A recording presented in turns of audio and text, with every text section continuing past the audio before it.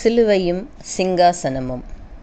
அவர் தமக்கு முன் வைத்திருந்த சந்தோஷத்தின் பொருட்டு அவமானத்தை எண்ணாமல் சிலுவையை சகித்து தேவனுடைய சிங்காசனத்தின் வலது பாரிசத்தில் வீற்றிருக்கிறார். எபிரேயர் 12:2. ஒரு மனிதன் நாள் முழுவதும் கடினமான ஒரு வேலையை செய்ய அழைக்கப்பட்டிருக்கிறான். ஆனால் அவன் செய்ய போகிற வேலைக்கு எந்த சம்பளமோ சன்மானமோ வழங்கப்படாது.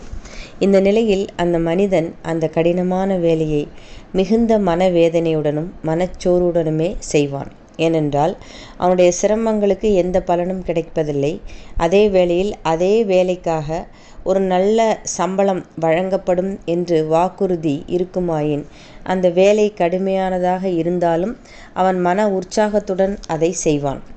ஆண்டவராகிய இயேசு கிறிஸ்து சிலுவையின் பாடுகளை அனுபவிக்க அழைக்கப்பட்டிருந்தார்.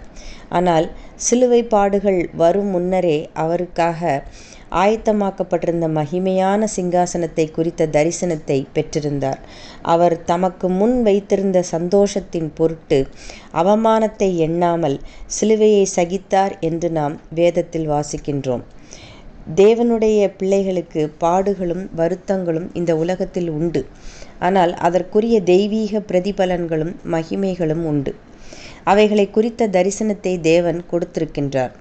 அவைகளைத்தான் கடின சூழ்நிலைகளில் நம்பிக்கையுடனும் ஆவிக்குரிய உற்சாகத்துடனும் கடந்து செல்லும் ஆற்றலை தருகின்றது.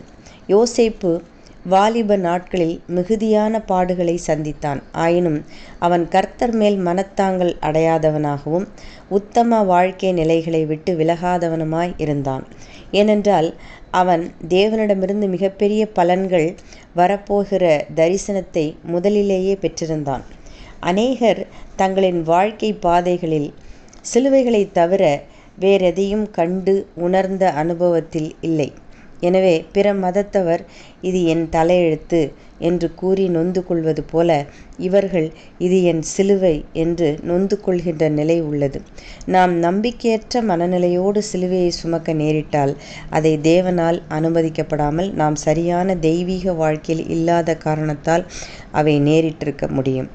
சிந்தனைக்கு நற்சிந்தனைகளுக்கு நண்பனாய் இரு.